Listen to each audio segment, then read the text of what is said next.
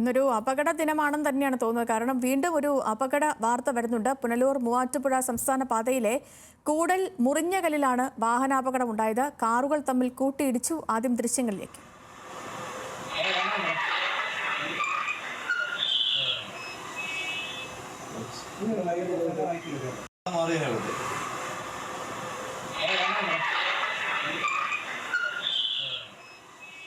ശ്രീരാജ് ബാബു ഉണ്ട് വിവരങ്ങളുമായിട്ട്. ശ്രീരാജ്, അത്യാവശ്യം വലിയ അപകടമാണ് ഉണ്ടായത്. ഈ പരിക്കേറ്റവർ ആരൊക്കെയാണ്? അവരെ ആശുപത്രിയിൽ പ്രവേശിപ്പിച്ചിട്ടുണ്ടെന്ന് അറിയുന്നു. അവരുടെ ആരോഗ്യസ്ഥിതി സംബന്ധിച്ച വിവരങ്ങൾ, ഈ സംഭവം എപ്പോഴായിരുന്നു, പറയാം. ഒരു 3 മണിയോട് കൂടിയായിരുന്നു അപകടമുണ്ടായത്. പുനലൂർ മൂവാറ്റുപുഴ സംസ്ഥാന പാതയിൽ കോന്നി മുറിഞ്ഞകല്ലിൽ വെച്ചിട്ടാണ് ഇത്തരത്തിൽ അപകടമുണ്ടായത്. അപകടത്തിൽ പരിക്കേറ്റവരുടെ ആരുടെയും നില ഗുരുതരമല്ല.